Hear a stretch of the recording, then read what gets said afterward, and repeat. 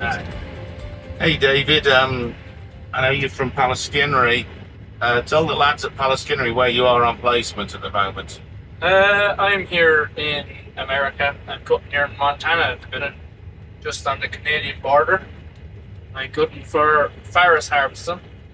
We're running three case combines, two 7260s, one 8260, and case, what is it, CBX 325 and an Elmer's grain cart. So we're cutting canola at the minute, so we're in maybe a 400-acre field at the minute. All right. So David, you're out here for your placement from Pallaskinnery, though, right? Yeah. Yeah. And what course are you on there? Are you on the You're on the higher cert or the advanced cert at Pallaskinnery? I'm on the higher cert, so I'm planning on going on to do my third year there as well. So, and then we'll see about a fourth year maybe in at Lone or Limerick. So Okay. So you have to do a placement for your college course. So for those lads at Pallaskinnery, you have the option of coming to the US, right? yeah, so we had the option of coming out here through Ohio State and out here on a J1 visa. So I thought, sure, it's an easy opportunity to get out here, and sure, suppose might never do it again. So might as well while the opportunity is there. Okay. Talking of the visa, obviously you apply through the Ohio program to get your placement. Yeah. And we send, from Ohio, we send you paperwork you need to apply for your visa.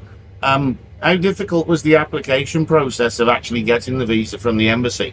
It wasn't too bad. You just had to make sure you had enough time between your flights and your visa going to the embassy, because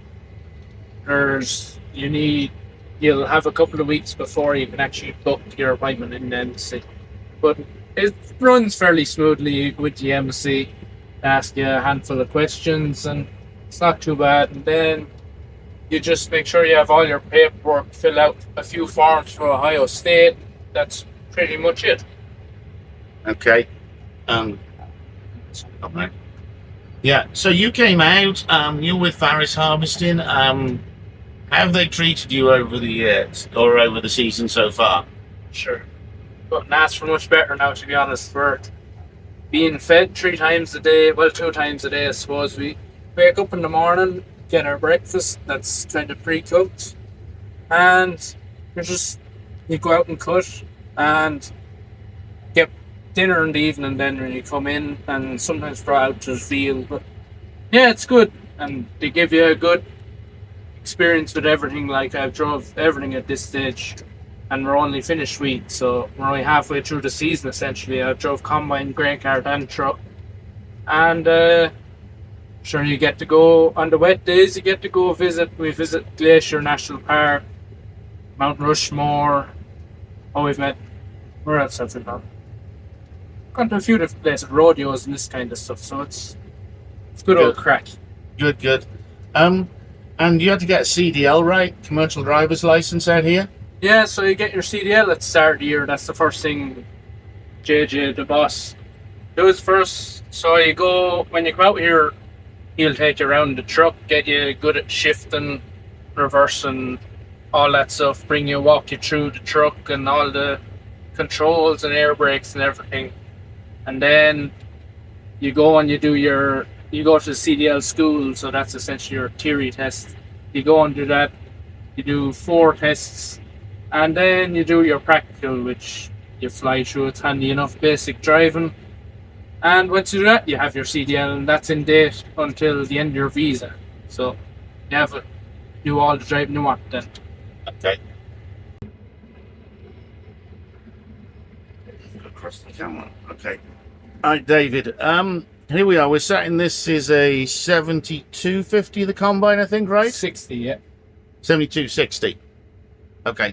And this machine was brand new at the start of this season, right? That's right, yeah, including the header. Including the header. And you've got, how wide's the header on it? 40-foot flick scraper header. Okay. Now, obviously, you're running the latest, greatest. I mean, I'm looking over there, and I can see a couple of monitors. That screen by your right-hand side, what's that showing? And the guys. You're showing all your losses here. So you have concaves, tailends, and sieve losses. Then you have your speed for your rotor and all your clearances for your concave and your three sieves and your fan speed there. So you can set your sieves on there, and rotor and everything is done on the screen, is it? Yeah, you can change your rotor and all your sieves, pre-sieve and concave, and your tail and speed and everything. So what about this other screen at the top there? This is just showing my GPS, what line I'm on, and showing all my previous passes. So the green passes are my passes, and then the other combine is all the blue passes. I see, okay. And I know earlier we had it on you had it showing something different, didn't you? Yeah, we have all our crop information here. So we have yield, so it's in bushel per acre is what they use out here, and moisture, average moisture, and all the flow of bushel through the combine and everything. Okay. All right. So you're recording all these fields so you can share the yields and everything with the farmers as well? Yeah, the farmer can log into their app and I suppose connect to the combine. They can pick which combine they want to connect to, and they can see all the information. They can see moisture, yield, even down as far as what RPM I'm running the combine at. Okay. All right. Yeah, I mean, I'm looking at the front here and we can see a perfectly straight line because the auto steer and the GPS is just taking charge. So I know I'm going to, guys from Pallaskinnery, there's going to be a new proper student starting there in a few weeks' time. So, they're going to be starting the course, they're going to be starting to think about placements and things like that. And you have the option of staying in Ireland or coming over to the US. Your advice to any of those students that aren't really sure about, going overseas, is it too difficult? Is it too far from home? I found it grand anyway. I suppose you'd be on TikTok there or whatever, and you'd see lads at grass and all this, and you'd be kind of missing it. But sure, you'd be at grass all your life, you might as well come out here. I was kind of on the fence, didn't know whether to do it or not, and sure, had a chat at home and came to the conclusion this is probably the best opportunity to get out here, and it's so easy to get a visa through Ohio. So I'd say if you're thinking about it, take the opportunity.